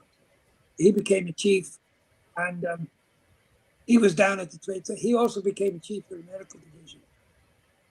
So we had a lot of famous guys. Another guy I bumped into down there one day, I'm working. He said, "What the hell are you doing there?" His name Pat McNally. He was assistant chief. He was a lieutenant when I knew him from 58 Engine. I knew him as a lieutenant. Now he's assistant chief. Okay. Big shot now, yeah. So it was incredible that you bump into all these kind of guys. But what I want to show you one thing. So excited about that. That's my front piece. What is that? Is that? That's my front. Okay. See, and it's hard to believe to read. So nice. I didn't want to wear that, so I put the other one on. All right. Nice. Now that's salty, Mike. Well, it's not completely. I got to show you why it's so salty. Yeah, the other one's burned up. Yeah, see that? No, it's not burned. I finally figured out what it is. But it was easy to carry like this. I never fixed it. I never fixed it. Guys were putting Bondo and everything on it, right? What had happened, when you would ride in the rig, you would leave it, on top of the engine, and it would rub back here, and the leather was folded under here. It would wear out. That would wear out the leather. And then over time, this would shrink back. Right. Because how do I know it would shrink back? Because there's the clip, which belongs up here, and your name. Okay? You guys get a lesson today. But I'm going to give you one more story about this helmet. This is what makes it salty. I don't know if you could see. See here, and here. Yeah. And here. Oh, here. These are rivets. One day I come to work early, all right? And when we came to work early, everybody had their equipment on the rig. So you would put your boots, your turnout, your helmet on the apparatus floor next to the rig, okay? This is after 262 was disbanded, okay? So the middle of the apparatus floor was empty. So the apparatus floor would be loaded with coats. Okay? I'm in the back of the rig, whatever I was doing back there. The doors go up. Car starts, because sometimes we couldn't find a parking spot on the street. You park in the place. You could put 4 cars in. At the back, and I hear a pop. Okay? Turn around. They The guy squished it. back there, right over my helmet. No. And when it went over the helmet, it popped. Actually, pop. I was heartbroken. Okay? He flattened that helmet out, found that out like a pancake. So he felt bad about it. He was my friend. He felt bad about it. If the guys are listening, it was Matty Shields. I was going to say you could sneeze it, but that's better than when you did it. No, Matty Shields, because he was in his company. So he flattens my helmet out. That's my helmet. That's like. That's it. That's your holy grail. Part of me. Yeah. So holy shit, what do I do? So the next day, Matty comes in, of course, with he gave me $300 cash. And I went out to New Jersey to the Carnes factory to get a new helmet. I got a new helmet, brand new helmet, but I couldn't stand a new helmet. It had a brand new front piece. It was a new helmet, nothing like this, And see my eye shields. Nice. See, there was no sense of cleaning those. What it's like, eye shield. So I might as well leave them like that. So get this new helmet. I says, I can't live like it. I'm going to fix this helmet. That's what I did. Fix it. Put it together with rivets. I just started with that. So that's in my helmet for the entire career. 69. Wow. So, and if it could talk, I could tell you it's been Good cough. Oh. Cologne, punch up that Fanning Fanning picture. Stand by. That's the one. Where is it? Which one? Oh, hit it twice, Mike. Yeah, shut it off and put it back on. Okay, that one. He had there was a buff riding with us that night. And the buff took this picture. And Jack had just rescued a guy, and that is in a project. Okay, so you could see the block walls. Jeez. And we went in there, and there was a mattress fire. And the guy was drunk and he fell asleep on top of the mattress.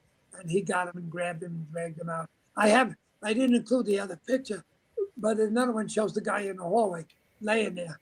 He wasn't, he was just drunk. He wasn't even burned or smoke or anything. So I think they just left him in the hallway until he, who had time to worry about these things and see this, it looks like ashes on my mustache there. I had the OV that night. So I probably come in the back window, and that's why I look like I'm dirty, because I came through the back window. But that's the story with Jack. All right, let's talk about your grab now that you made. Oh, well, there he is again. It might have been, I don't know, it was the same fire. Look at your turnout coat, both these. Yeah, they got a little torn. A little smoky. No gloves. Look at Fanny's helmet too. Fanny's helmet looks like Fanny, yeah. His helmet was, well, he probably threw it in the oven and stuff. Ah. He came from the Bronx. He was one of them guys that came down from the Bronx. And the paper in my hand was what do I call it? Accident report? I don't know what it was. You had to write down where you were. What you did, that's for the 1045, yeah. Yeah, whatever it was. That's what that, Let's, Mike, if you can find the one that he made a grab, because he went to Metal Day. It's a newspaper. Yeah, that one. All right, bring us to this one fire. More time, what Mike. happened? One more time, Mike. Oh, okay. Oh, too bad I didn't send you the rest of the pictures.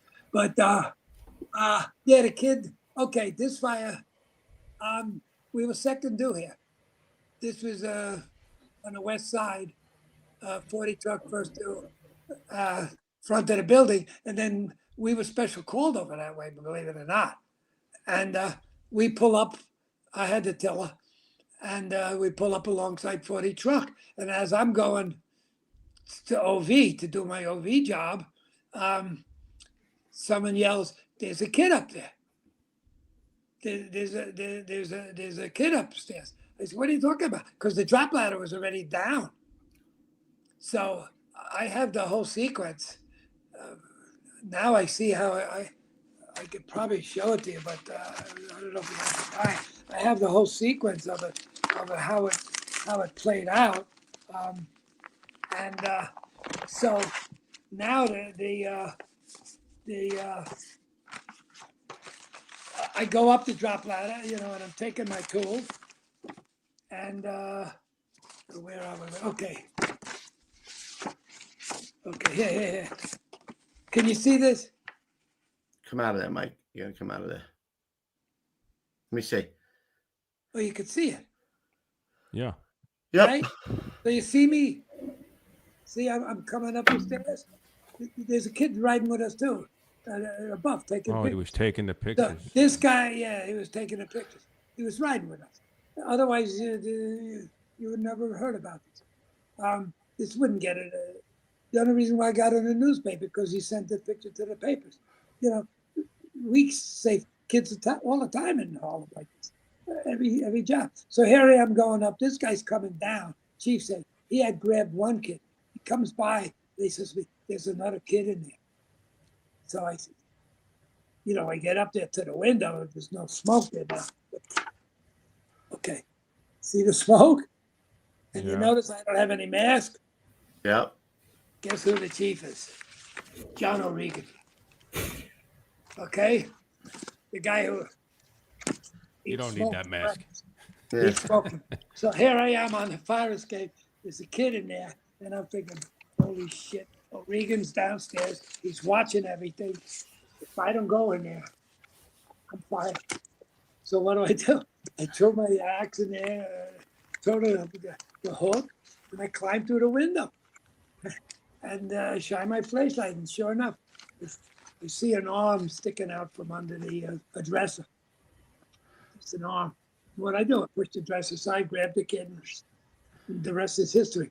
And that picture shows me coming out of the building. I was looking for, EMS.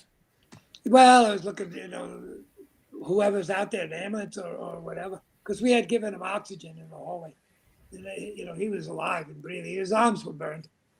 And, so what happened? There was a cop car. So the cop says, "Come on me." I jump in the back seat, and St. Luke's is right up the block, a couple blocks away. So we drive to St. Luke, and the car's going. Boom, boom, boom, boom. The cop car had a flat tire. He drives all the way to the hospital with a flat tire. Wow. Okay. Yeah, it was great. It was unbelievable. And I got this kid in my arms. The kid lived? Yeah. Wow, I mean, that's great. It lived. We didn't hear anything about it. Yeah. And I said, "Do me a favor, radio ahead that were coming in." So they radar. So we pulled in. The They grabbed nurses him right away. Wow. Yeah. So we dropped the kid off. And said, "Look, you got to take me back to that fire right away." So bloom, bloom, bloom. Well, yeah, he did. He didn't want to stay there either. And he drives me back because my tools are up there. And you're responsible. You don't you never leave your tool, man. Somebody's got to grab that shit. And I'm gone already 20 minutes. And that's what I've been on my head the whole time. Holy shit, man. So my the tools are action's laying on the floor, and this kid's in the hospital. So I said, I got to get back. So guess what? Oh, who's my officer that night? Ray Downey. Okay, so I go up the stairs. They're up there overhauling. Ray Downey says to me, "So where the fuck have you been?" I said, "Chief, Lieutenant." I said, "Lou, you're never gonna believe what just happened, because they didn't know. No one told them." So he says, "Okay, you're excused." He says, "I'll have to write you up, and so I just got my tools and we did some more overhauling. We go back to work, but that was great. great. The medal there, Mike. The medal. Yeah, it was a great feeling. Yeah, as the chief said, write these guys up, and Ray had to write me up. So, what medal did you get, Mike? The Delahanty. It was a class 3, I think. Nice. Great. Yeah, it was great. It was, it wasn't so much for me. It was for I knew it would be great for my family. I knew what I did and all that kind of stuff. especially my mother and my wife. You know, to say, "Wow, look, at least."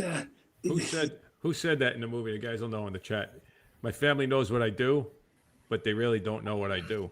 You know, Right. like That's it's so true, right? Yeah. Yeah, they don't know. I mean, They have no idea. I did call my wife though and tell her because I was so excited. You know, my mother. I had to call awesome. her. It was still early. I'll bet when you came home, the old lady was like, "Woo! I got me a hero here."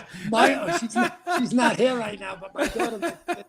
Oh, sorry. No. But the first thing would you say is, "Take those goddamn clothes off. They stink." That's what she always would say. You ain't coming in here with those clothes. Nice. So anybody who's on here to see Mike tonight, make sure you subscribe and share. Just thought I'd throw that in. Yeah. So. What else do we have, Mikey? What other pictures? Quick. What else? You had another. Twice, Mike. Oh, that. I don't know. St. Patty's Day. Oh, you get the green slime, huh? Working in there. Yeah. I forgot about that.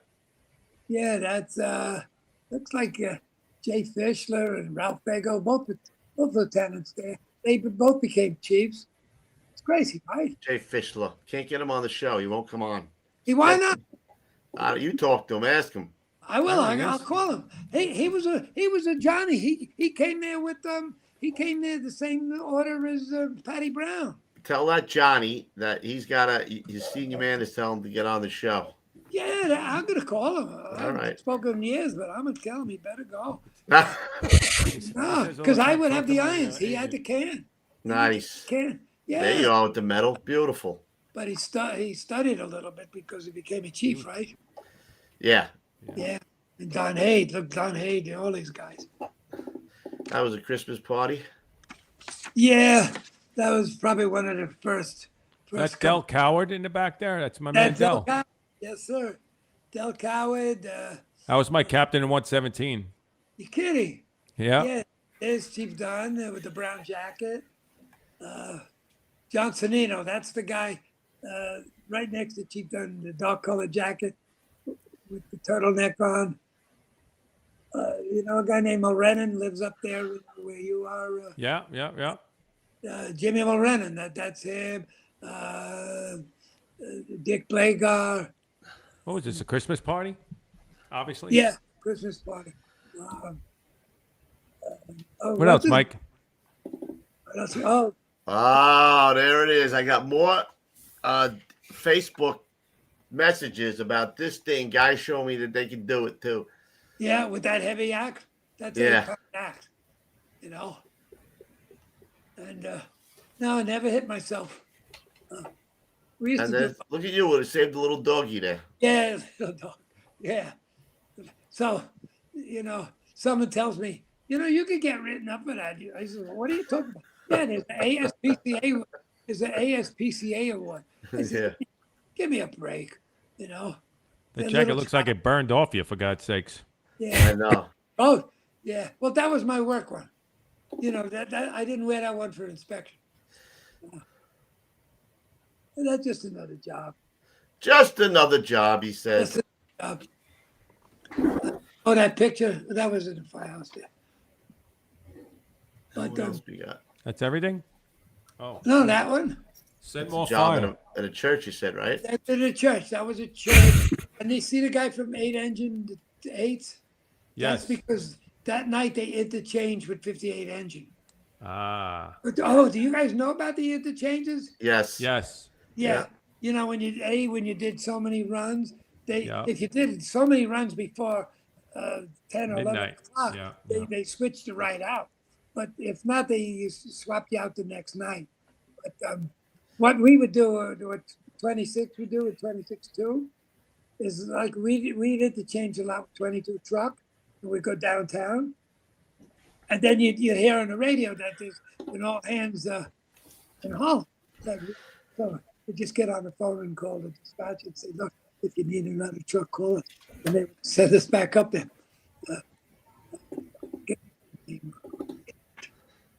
Christmas party. North Pole.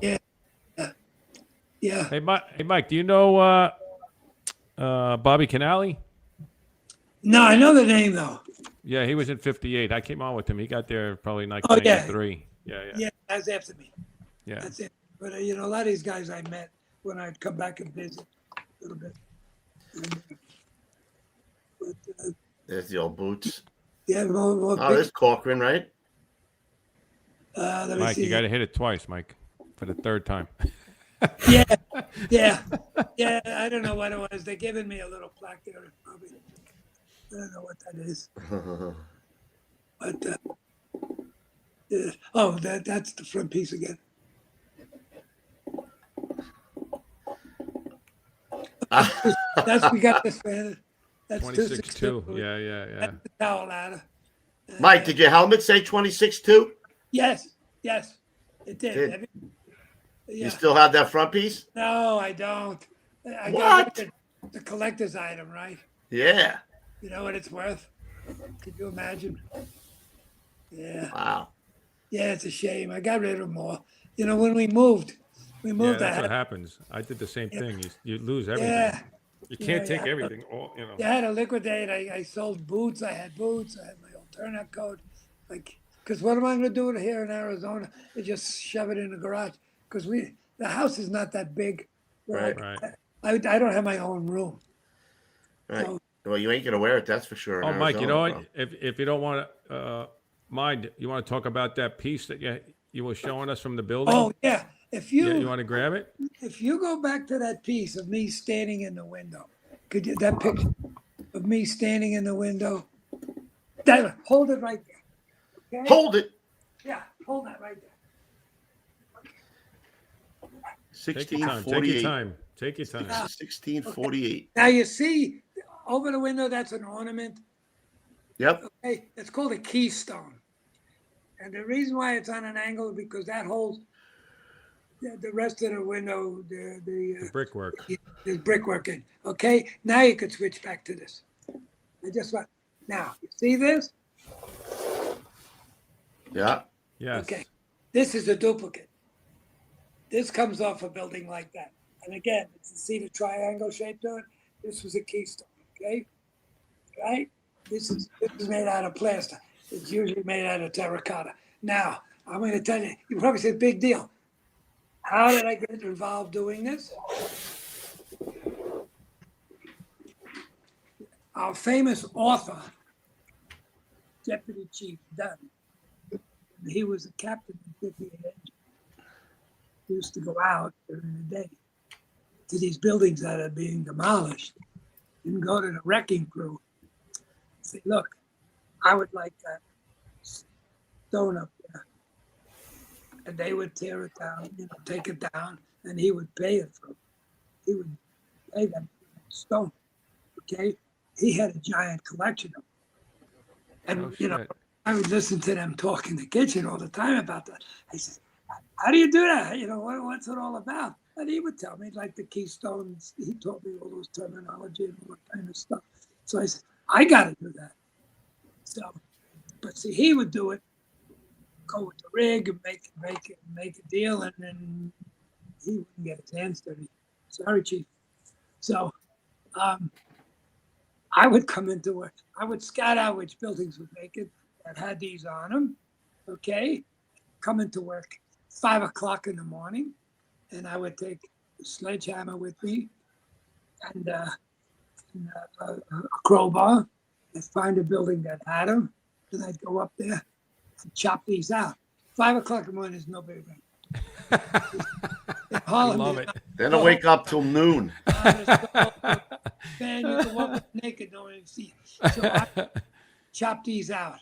I would go up to bing, bing, bing, bing, bing. But unbeknownst to me, there's like 8 courses of brick between the outside and the inside. You could work, for hours. Plus your ass. Yeah. But in those days, when you were working like that in strange neighborhood, this is 4 blocks from the firehouse, in the heart of Harlem. And so your adrenaline is going 1,000 miles an hour. So yeah, I would chip to that 1, 2, 3. And after a while, you figure out how to get them out. There's a way of getting them right up, pop right up, and you carry them right down stairs. Sometimes it's stairs, sometimes there's no stairs. You know, there's just the treads because the junkies would steal the steel and they break the landings. They drop it straight down 5 stories, right to the stair. So you walk up and down the buildings on the rise and stuff like that. And sometimes if it's a real big one, I got a real big one in my backyard. How many you got? Oh, at one time I had about 20 of them. But well, those made the trip, didn't they? yeah. Is that the most interesting one? I mean, that one there on your lap is incredible. Yeah, I mean, that one there is incredible. Well, this one, they all got a nickname, Reggie, by the way. I'll tell you why. You see, it looks like the devil, by the way. Yes, of course. But Chief Dunn could tell you that this one particular building was right by the firehouse. It was 2 blocks down on 5th Avenue, 112th Street, maybe. That's where this building was. This building had 1 million of them, and they were all different. I mean, this one might be the wind. There was another one that signified something else. So this building had 3-4 floors of it. So when I would go there, some guys said, "Hey, could you get me one? Could you give me?" I said, "I ain't getting you one. You want? You come with me and we'll do it together." So guys would come with me and we would chip around. So after a while, because this didn't happen overnight, this maybe a year or two, whenever the building went vacant, there was this one junkie that always hung around. His name was Reggie. Okay? And he would say, "I'll go," and if we're in the front of the building, okay, chipping away, the bricks are falling down, the concrete's falling down. He says, "I'll keep guard for you. I'll keep guard for you." And he would stand in the street, and anybody would walk by, he'd chase the people away, and so we could chop down. So we started calling these Reggie's. You know, this is Reggie. They all got the name Reggie. So there's one in the kitchen, by the way. I was going to say there has to be one in the firehouse at least, right? Yeah, there's one in the kitchen over the stove. I hope they didn't destroy it or get rid of it, but it should be right over the stove. And it's put in the same way. One of the guys that worked there was a bricklayer. He knew how to, and he put it in. It's right over the stove. And then one of the guys from Rescue 4 went with me one day and got one for his house. Another friend of mine, 2 or 3 guys would come, and we'd do it together.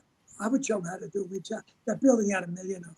I have a picture somewhere that shows the building, the whole front of the building. There's nothing there but these things. All missing. But then after a while, the contractors, the demolition companies got wise. And they said, they were probably worth money, right? I mean, things are worth money. Yeah, so hell yeah. They would take them, and they bring them to. There's a architectural salvage, whatever it is. Architectural salvage guys, and they were selling these things. Those days, $200-300 a piece, and because they all go back to the 1800s. Yeah, I was going to ask you how old they are. Yeah, the 1800s, and they were built by the terracottas. It's like cement, but I don't know exactly what it is. And they were that's pretty cool. Irish and Italian artists that make these things. They all see. This is a copy. So the original, which I have, is the original weigh a ton. So they have numbers on them. So that maybe that told the position where it goes. Yeah, they all have a number on the top. And, all that I've seen a few in the firehouses over the years. Like, guys, I guess if there was a you had to go alarm in a building or something like that, and it would, like you said, if it was falling apart, they would just grab it. You got to get it right away. Like there was a couple fires. I would say, "Are we finished overhauling?" Yeah, we got. I said, "Do you mind if I go up there?" I once went to the chief. I said, "Chief," there was another chief. Chief Seymour was his name, by the way, I remember. And it was a Madison Avenue, and there was a couple of them on his buildings on the 2nd floor. I mean, everybody could see on the 2nd floor, okay? And the chief saw me working on it, and he yells up to me. No good. So I said, "What do you mean?" He says, unless you get me the other one. So I said, you got a deal. So that was the greatest because the fire was still there. Because the next day, They would have been gone. They would be gone. So that day I got both of those off. I got one of them out in front. I was able to save one. I got that out front, in front of my house here. But it's heavy. They're all faces, Mike?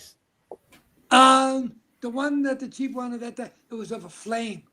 It was a cup with a flame in it. All the rest are faces. Wow. Yeah. That's cool.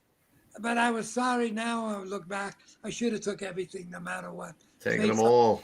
Yeah, face or not, because like those on that building was not faces in that picture. Yeah. At that fire. But they're nice if you stand them in your garden, you can put plants on top of them. So they make great plants. Yeah, see, you just stand it up and you can put plants on it. But, they're historical because these are only common to cities like New York and San Francisco and Chicago, maybe, Philly. But after that, you won't see these in Miami or else. You won't see them in LA. I saw them. Everybody's got a gig, Coobs. Everybody's got a gig. Everybody's got a thing, Yeah, this was great, and as you could see, it's a great conversation piece. I got 3 or 4 that I made out of plaster, and I know the chief done. He donated most of his to the museum, the Brooklyn Museum. I think he once wrote about it. He donated all his. I don't know if he talked about that. He's been on the show a few times. I don't know if he ever. Yeah. About that. Maybe he did. I once wanted to do an article for WNYF. I got a million ideas and nothing. What do you do? Get on it. But I wanted to do an article for WNYF when I knew the editor. By the way, editor WNYF was 26 truck also. Bill Barbuto. I wanted to do an article about the damage that these do to the buildings, because that building on 112th Street where these were coming from, well, when you take this out of the second floor and there's nothing there between this and the next window store, maybe only 3 feet, okay? So you take the one out of the floor above that, it's already. They all just keep going like this. So I'm thinking. It's like a collapse hazard. Doug's going to be talking about you. The chief's going to be talking about you. Yeah. So I'm thinking maybe they should have something in WMLF. First of all, why do the buildings look like this? What's coming out of there? But second of all, be aware that those front walls could collapse because of what we're doing. We're taking 8 inches out. We're actually literally taking it out. Oh, they are that deep, huh? So, yeah, but no, I'd never heard of a building collapsing because someone came across one of these laying in the street, In those days, Mike. Oh, I'm sorry. Go ahead. Wait. No, we would go around getting the bricks. Did you guys do that stuff? Get bricks and to take home and build your patios and stuff? Nah. When I worked for Con Ed, I used to take the cobblestones. Oh yeah. I did that too. Oh, his phone's ringing already. I got one more. Before we get to the old school tip of the day, Mike, I got one question. Why do they call you Murray? Oh, we don't ask him that just now. What time is it? All right, we'll wait for the second show. Let's take show. Yeah. Oh, yeah, 5 minutes. It takes 4 minutes. 5 minutes. All right, so let's do the old school tip of the day. A good. You got your old school tip of the day ready? Yeah. It's nothing. I didn't tell you any of these funny stories. We'll get you back on. We'll get you back on, kid. Don't worry. We'll get you back on. I got a whole sheet of funny stories. The only thing I could say is trust your training. Trust your training and listen to your officers and the senior men, because if you don't listen to the senior guys, you're in trouble. Because what you learn at the school and all these courses that you take, especially today with the simulators, is nothing like the real thing. And that's why you got to ask the senior man, what do you do when your situation arises and stuff like this? Because, a lot of times you're taught the politically correct. what's the word? Shit. The proper way. Not the shortcut way. The technical way. The technical way. No. Shit, I can't believe I can't think of it, but politically correct way. Yes. Like to take someone out of a burning apartment. You knock on the door and sir, the building's on fire. Would you please downstairs? Don't take any glass. Don't do anything. Yeah. Don't take the roof. Don't tell you, that we kick the door down and grab him by the throat and throw him up the stairs. Because we know in 10 minutes that floor is going to be fully involved. We don't have time. We don't have time Yeah, to do and this. we don't have time to explain to him. I'm sorry, Exactly. you can't get your suitcase and you go. Would you please leave? So senior men, they'll teach you stuff. That's about it. All Michael, right. great job, brother. I appreciate you coming on. We finally got Thank you. you. I enjoyed it. I really hope you did. Mike, I've never seen a guy smile more when he talked about fire than you. Your whole face lights up when you talk about the job. And you know what? I still, if I hear a siren and it's nearby, I'll still Buff out? chase it. Yeah. Nice. Find out where they are. Still run after. It's maybe it's a sickness. I don't know. Oh, But, we're all sick. We're all sick Oh, in our we're all way. sick. No but doubt about it. I hear that siren and it triggers something, and I chase it down. And sometimes, if it's a job, you just want to get there, And Yeah. Stand by. We got to play 2 ads quick, Ruffy. Hold on a second. All right. I got it, Mikey. We at the Gettin' Salty Experience are excited to announce the launch of the New York City Collectors Club, a brand new spin-off of the FD Collectors Club dedicated exclusively to New York City firehouses. Here's the deal. No more worrying about stopping by a firehouse when the crew's out on a run, and no more rolling the dice on questionable patches and coins off eBay. With this club, everything you receive is 100% authentic, straight from New York City firehouses. And the best part? A portion of every subscription goes directly to firefighter charities each month. Now, because you're a part of the Gettin' Salty podcast community, you'll get 50% off your first month. That means you can join for just $14.99. All you have to do is use the code Gettin' Salty at checkout. So if you're a collector looking for something real, meaningful, and straight from the source while giving back to New York City's best and bravest, the New York City Collectors Club is for you. Read the comments. Oh yeah. Hold on 1 second. We got one more commercial mode. The First Responders Center for Excellence is a not-for-profit organization dedicated to protecting the lives and livelihoods of first responders. Their education and research initiatives aim to bring greater awareness and understanding to the challenges to the health, safety, and well-being of firefighters, EMS personnel, and other first responders too. They are an affiliate of the National Fallen Firefighter Foundation. Okay, so I talked to Chief Lee today, and he said that they are having a mental health symposium out in Iowa, Roof, at the end of May, beginning of June. I will put the details in the chat, and I will put them out probably on Facebook and everywhere else that we have. So if you guys want to get out there to check it out, it's the last, I think the 30th and the 1st, somewhere around there. I'll have the exact details coming up. Mike, thank you so much for coming on. Great career. Thanks for having me. Guy loves to go to fire. That's I think we've learned that. That's pretty evident. Yeah. Mike, thanks for coming in. Being shorthanded, appreciate it. Roofy, as always. Until next week, guys. You know what I say. Stay low. Go. We'll see you at the big one, everybody. Thank you again, Michael. It was a pleasure.